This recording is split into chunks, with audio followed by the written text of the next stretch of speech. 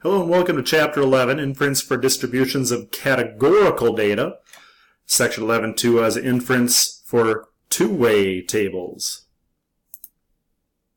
Here's some of the learning objectives we should be able to do after this section. We'll revisit this at the end of the Day 2 video.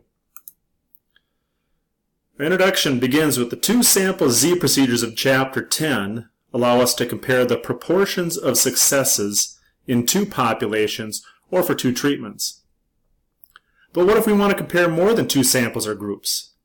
More generally, what if we want to compare the distributions of a single categorical variable across several populations or treatments?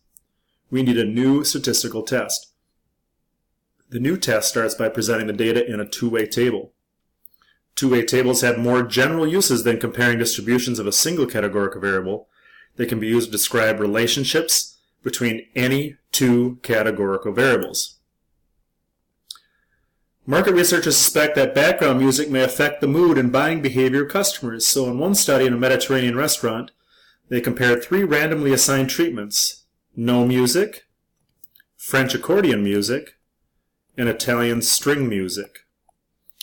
And under each condition, the researchers recorded the numbers of customers who ordered French, Italian, and other entrees.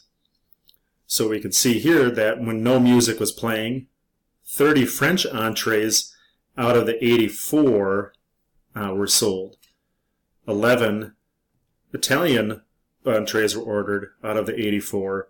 43 ordered another entree out of the 84. We'll continue to look at this distributions on the next slide. So we want to calculate those conditional distributions in proportions of the entree ordered for each treatment, or we can say given each treatment, and the treatment was the different types of music that was being played. So when no music was played, as I outlined in the previous slide, the distribution of entrees orders was 30 out of 84 for French, 11 out of 84 for Italian, 43 out of 84 for other entrees. We could do this for the when French accordion music was playing, look at that second column of data, and so forth with the Italian string music as well, and get all of those conditional distributions as fractions or as decimals. We can make an appropriate graph comparing the conditional distributions. Again, we could look at when no music was being played, the percent of French entrees ordered, Italian entrees ordered, other, and etc. for each of those. And this does give us some information that we can glean and look at. So we're going to write a few sentences comparing those distributions of entrees ordered into three music treatments. Well, the type of entrees that customers buy seems to differ considerably across the three music treatments, as we see right back here. Orders of Italian entrees are very low when French music is playing. So when French music is playing, you can see very low Italian entrees. But are higher when Italian music or no music is being played. So when it's higher, Italian entrees are higher when no music is being played or Italian music is being played. French entrees seem popular in this restaurant, as they are ordered frequently under all music conditions, but normally more often when French music is being played. So we can see French is pretty popular, but obviously the most popular when French music is being played. For all three music treatments, the percent of other entrees ordered was similar. So we can see other entrees right here, pretty similar as we go across the board. The problem of how to do many comparisons at once with an overall measure of confidence in all our conclusions is common in statistics. This is the problem of multiple comparisons. Statistical methods for dealing with multiple comparisons usually have two parts. There's an overall test to see if there is good evidence for any differences among the parameters that we want to compare. A detailed follow-up, or in other words, conclusion, a follow-up analysis to decide whether each of these parameters differ and to estimate how large the differences are. The overall test uses the familiar chi-squared statistic in distributions. So we're going to have to look at expected counts in the chi-square statistic. So a chi-square test for homogeneity begins with these hypotheses. The null is that there is no difference in the distribution of a categorical variable for several populations or treatments. The alternative is that there is a difference in the distribution of a categorical variable for several populations or treatments. We compare the observed counts in a two-way table with the counts we would expect if the null hypothesis were true. So we're going to compare those observed counts to the expected counts. But we've got a little bit of work to do that. So we consider the expected count of French entrees bought when no music was being played. Well, we see here there are 99 total French entrees being ordered out of the 243 that are totally being ordered. But there were a total of 84 entrees being ordered when no music was being played. So we got a little calculation here. The values in the calculation are the row total, the 99 for the French wine, the column total for no music, which is 84, and then the table total, which is 243. So we can rewrite this original calculation as we take the row total times the column total divided by what I like to call as the grand total of the table to get this number right here. And we'll talk about that as we move on. So when you find those expected counts, the way to do that, to find the expected count in any cell of a two-way table, is to take that row total times its column total divided by its table total. So again, back here, if we're going to find this expected count for this cell right here, for the 30 cell, we would have to take its row total times its column total divided by its grand total. This 34.22 is what we would expect to be there, where the 30 is actually the observed. Still going to need to address the conditions for inference. That's originally in our second box, our second step, our plan step. So we still got to make sure the data come from a well-designed random sample or from a randomized experiment. Still need to meet the 10% condition. And here now, again, with our large counts, when we're dealing with categorical data, we want to make sure that all of our expected counts are greater than 5. So, just as we did with the chi-squared goodness of fit test, we compare the observed counts with the expected counts using the statistic. The chi-squared is the sum of all the observed minus the expected counts squared divided by the expected. This time the sum was over all cells, not including the totals, in the two-way table. So we have to find the expected count for this cell, which we found was 34.22. We'd have to find this one right here, and here's all the data for that. So we'd actually have all 9 of these cells to calculate expected values for. And we'll show you with the calculator in class how we can speed this up. There's also videos at the beginning of the top of the page and Launchpad for our Chapter 2. So, expected counts in the chi-square statistic. These are our observed counts. These are our expected counts. So for the French entrees with no music, the observed count was 30. And the expected count was 34.22.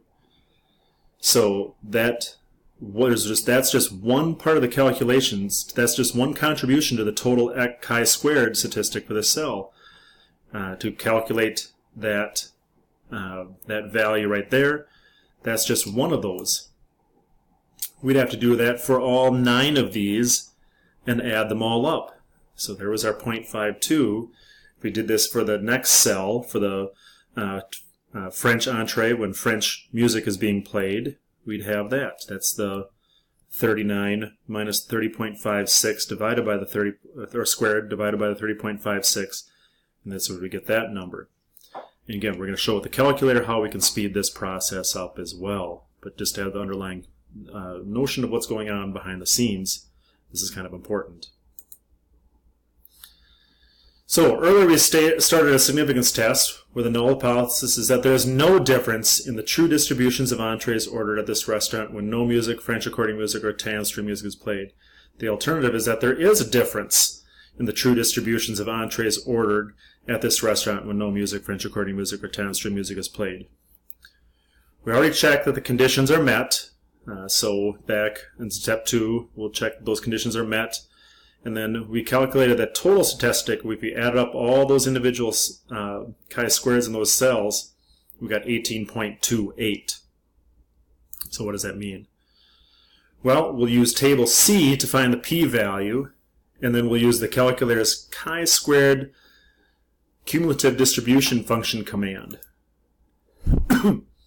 Because the two-way table has 3 rows and 3 columns that contain the data from the study, we use a chi-square distribution with degrees of freedom. So these are my rows. There was 3 rows. Degrees of freedom would be -1.